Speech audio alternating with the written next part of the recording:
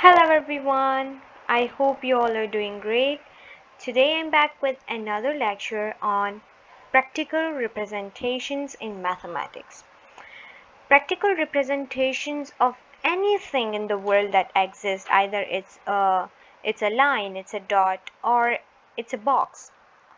तो real life के अंदर if we are given a box, for example this one, let's create a box. Okay, for example this box. ना इस box को major करने के लिए या समझने के लिए एक normal human being normal language के अंदर क्या चीज़ें मेजर करेगा? Of course its length, sorry it's width, its length, ये कितना मोटा है, कितना पतला है, यही चीज़ें मैटर करती हैं, राइट? तो अगर मैं इन चीज़ों के फर्स्ट लेटर को एक जगह नोट डाउन कर लूँ, जैसे विड्थ, लेंथ एंड थिकनेस, तो अब ये क्या हो गई? ये जो आपको नज़र आ रहे हैं capital letters, this represents the real things measurements, यानी कि एक एक्चुअल थिंग जो कि अगर आपके आंखों के सामने से हटा भी दी जाए तो इन फिगर्स को यूज़ करते हुए, इन चीज़ों की वैल्यू को यूज़ करते हुए यू कैन इमेजिन कि वो चीज़ कैसी दिखती होगी, किस तरीके से होगी, कितनी बड़ी होगी, कितनी छोटी होगी, कितनी वजनी होगी, you can figure out that thing. Same अगर हम किसी चीज़ को मैथमेटिक्स के अंदर इमेजिनेशन में लाना चाहते हैं तो we use few of the you could say terminologies या फिर मेजरमेंट्स, जिसके थ्रू हम जो लिसनर है उसको ये समझाते हैं कि how a thing looks like in reality. Before delving into how to represent, you need to know about dimensions. It's a really common topic, or you could say it's really basic topic, but I believe that you must know it before starting my lecture. So what is dimension? Dimension किसी भी चीज़ के extension को explain करने के लिए use होता है. For example मैं दोबारा वो बॉक्स को बनाऊंगी. अब ये जो आपको एक बॉक्स नज़र आ रहा है, ये कितना विड्थ रखता है, कितनी लेंथ रखता है और कितनी थिकनेस है? क्या मैं इसको ये कह सकती हूँ कि इसकी विड्थ जो है वो वर्टिकल टर्म्स के अंदर, I don't know if it's vertical और इट्स हॉरिजॉन्टल, बट हाउएवर कितना इस लैंड फॉर्म के अंदर या फिर सरफेस के ऊपर कितनी फैला हुआ है ये बॉक्स, इस चीज़ की कैलकुलेशन है. और अगर मैं कहूँ कि जो हमारे पास इस बॉक्स की लेंथ है वो कितना ये ऊंचा है सरफेस से बॉक्स, उसकी कैलकुलेशन है. अगर मैं इधर लिख दूँ 9 और इधर लिख दूँ 10, so did it made any fuss? Not at all. अगर मैं कहूँ कि ये जो भी फिगर है या फिर बॉक्स है वो जितना भी बड़ा है वो यहाँ तक आ रहा है, समझें, और ये है 9 सेंटीमीटर अगेन, तो क्या मैं कह सकती हूँ कि ये जो मैंने एक डायग्राम टाइप की बनाई है ये इस बॉक्स को कम्प्लीटली शो कर रही है. यहाँ पर मैं इस बॉक्स को उठा के इस डायग्राम के अंदर ही रख देती हूँ. ये ओके. अब देखें, try to see, try to understand कि किस तरीके से मैंने एक फिगर के थ्रू इस बॉक्स की विड्थ, लेंथ और जो भी एक्सटेंशन है, थिकनेस है, उसे डिफाइन किया है. This figure is known as dimensions. Dimension is nothing but जब आप x एक्सिस के ऊपर यानी कि इस वर्टिकल फॉर्म के ऊपर किसी भी चीज़ का एक्सटेंशन बताते हो, that is called x axis. y axis के ऊपर बताओ तो y एक्सिस.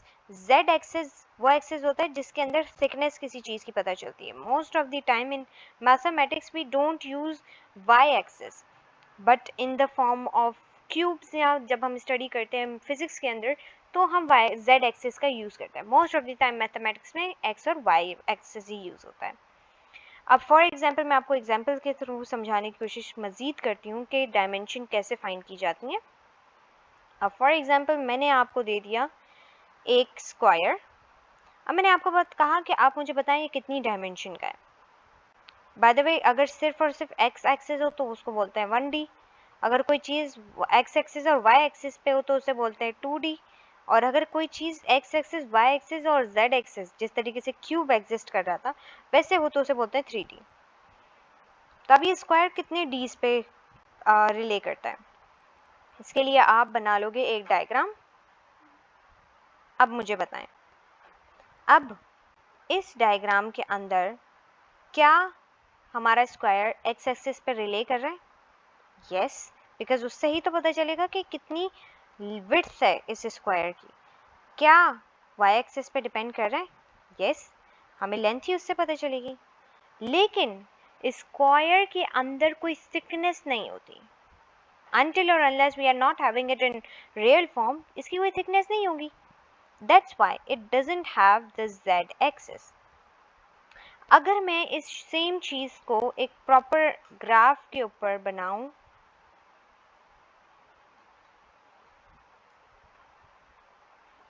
जैसे ये मेरे पास एक ग्राफ है, इस ग्राफ के ऊपर इस सेम फिगर को बनाऊं, oh, I think I should use this.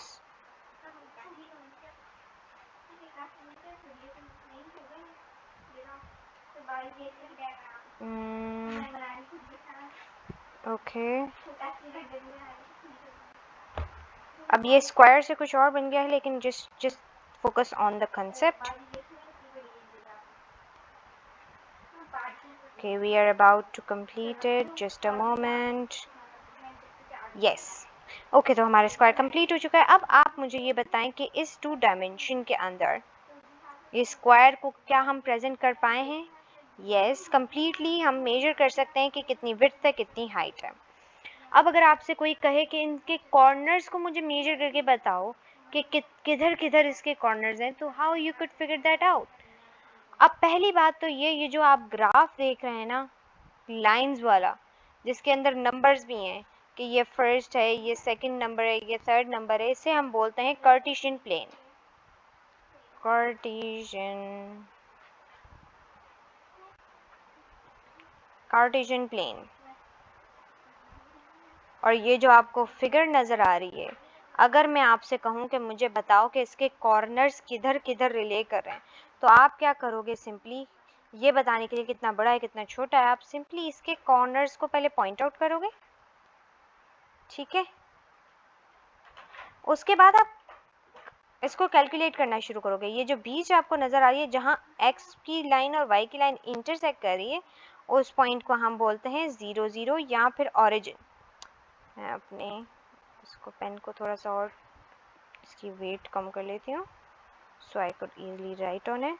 Okay, तो ये हमारे पास होता है 0 0 ऑरिजिन, यानी कि इधर हमारे पास दोनों वैल्यूज़ जो हैं एक्स और वाई, मैं आपको बताऊंगी क्या होता है, बट एक्स और वाई की वैल्यू 0 होती है, यानी कि स्टार्टिंग पॉइंट होता है कैलकुलेशन का। यहाँ से आप स्टार्ट करोगे 1 2 3 और 4, फिर -1 -2, फिर 1 2 3 4 5 एंड 6, एंड यहाँ होगा -1 -2 -3 -4 -5 and -6.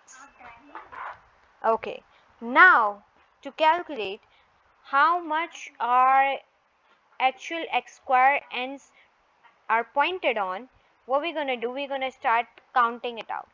पहले तो आप ये देखें कि x वाली लाइन के ऊपर ये पॉइंट कहाँ आ रहा है। तो 1 2 1 2 3 4 5 6 7th पॉइंट पे आ रहा है। एक चीज़ लिख ली हमने, ये वाला भी 7th पॉइंट पे आ रहा है क्योंकि सेम लाइन है। सो ऑफ कोर्स ये आ रहा है हमारे पास 1 2 3 4 5 6, लेकिन हम लिखेंगे -6 क्योंकि ये x के बैक साइड पे जा रहा है। अगर आप लोगों को बेसिक नंबर लाइन पता है, ये नंबर लाइन होती है जिसके अंदर बीच में 0 होता है और 0 के इस साइड पे हर वैल्यू पॉजिटिव होती है और 0 के उस साइड पे हर वैल्यू नेगेटिव होती है। ये बेसिक नंबर लाइन होती है, हम यहाँ नंबर लाइन को ही बनाएंगे। Okay, then -6। अब देखते हैं y की वैल्यू क्या है। y की वैल्यू मीन्स y लाइन के ऊपर कहाँ आ रहा है पॉइंट, तो हमारे पास ये पॉइंट आ रहा है 1 2 3 एंड 4 के ऊपर लेकिन पॉजिटिव, और अगर नीचे वाली साइड देखेंगे तो होगा हमारे पास 1 एंड 2 -2 पे।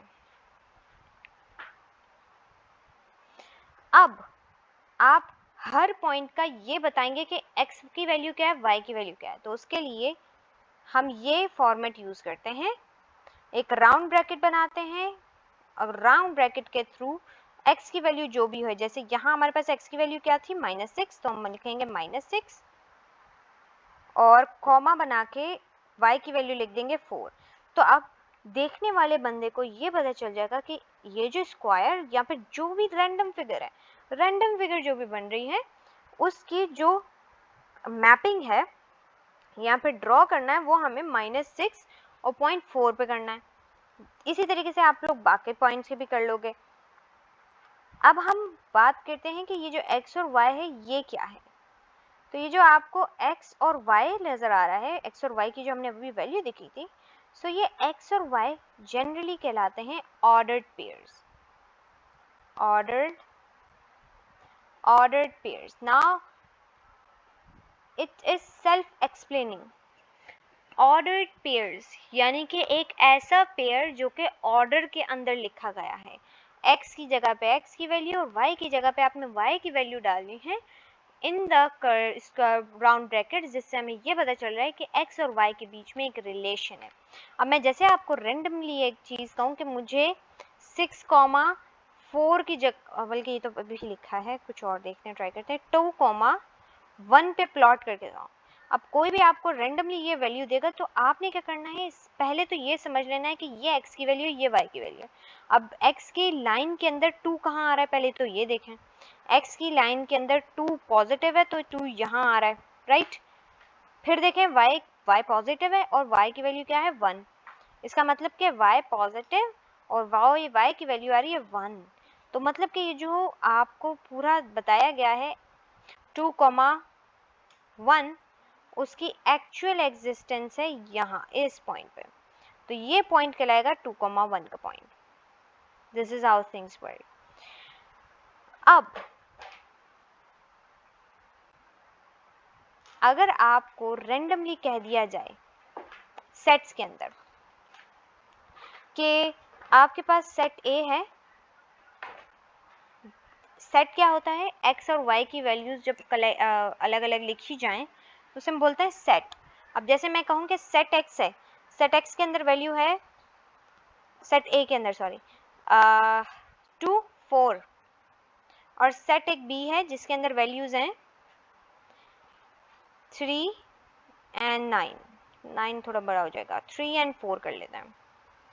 अब आप मुझे ये बात बताएं कितने तरीके हैं कि x जो हमारे पास सेट ए है वो इन दोनों के साथ एक पॉइंट बनाए।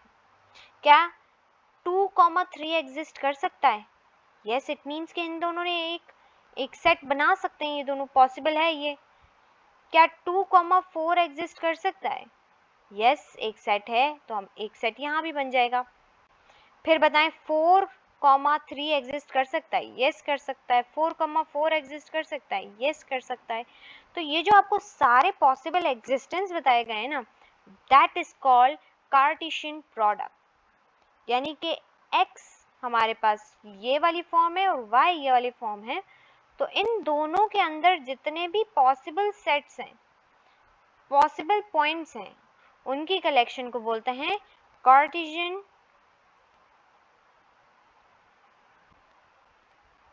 Cartesian product. इसका फंक्शंस के अंदर क्या रिलेशन होता है और कार्टेशियन प्रोडक्ट को प्रेजेंट कैसे किया जाता है? तो कार्टेशियन प्रोडक्ट को a क्रॉस b के फॉर्म में प्रेजेंट किया जाता है। अब आपके दिमाग में एक चीज़ आई होगी कि a क्रॉस b क्या b क्रॉस a, यानी कि अगर मैं लिखूं 2,3 या 3,2 तो क्या बात एक है? लेट्स सी, ग्राफ पे आ जाते हैं। हमने क्या दो चीज़ें प्रूव करनी है, 2,3 और 3,2 क्या बात एक है? देख लेते हैं। पहले हमें x की वैल्यू डालनी है। अब यहाँ x की वैल्यू क्या है 2 और यहाँ x की वैल्यू क्या है 3, तो x की वैल्यू 1 का पॉइंट बन रहा है यहाँ और एक का पॉइंट बन रहा है यहाँ। एक की वैल्यू है 3 और एक की वैल्यू है 2, यानी कि एक का पॉइंट y साइड के ऊपर बन रहा है इधर, सॉरी ये 2,2 हो जाएगा। एक का पॉइंट बन रहा है इधर और एक का पॉइंट बन रहा है इधर। सो एट द एंड क्या दोनों पॉइंट्स एक ही जगह रिले कर रहे हैं, दोनों पॉइंट्स एक ही जगह आ रहे हैं? नो। तो इस यही मेन वजह है कि कभी भी a क्रॉस b और b क्रॉस a दोनों इक्वल नहीं होते। फंक्शंस के अंदर भी हम मैप अगर करें 2 3 और ये क्या बन गया 3 4, तो 2 3 के साथ मैच कर सकता है, 3 3 के साथ मैच कर सकता है, 2 4 के साथ मैच करता है और 3 भी 4 के साथ मैच कर सकता है। लेकिन अगर हम फंक्शनैलिटी की बात करें, अगर हमें एफ ऑफ एक्स दिया हुआ है एक्स स्क्वायर, यानी कि आपने इधर की सारी वैल्यूज को स्क्वायर करना है, तो ये वाली वैल्यूज का आंसर आना चाहिए। तो क्या दोनों के अंदर आंसर सेम है? एक्स 2 को स्क्वायर करें तो 4 आंसर आ रहा है, यानी कि ये इसके साथ मैच कर रहा है। लेकिन 3 को स्क्वायर करने पे ये वाला यहाँ से तो कोई भी इनपुट नहीं आ रहा। इवन कि अगर मैं यहाँ 9 भी लिख दूँ तब भी दोनों एक्स स्क्वायर के आंसर्स तो डिफरेंट आ रहे हैं। दैट्स वाई ये दोनों ए स्क्वायर एक्स और एक्स स्क्वायर सॉरी ए क्रॉस बी और बी क्रॉस ए एक दूसरे के इक्वल नहीं होते।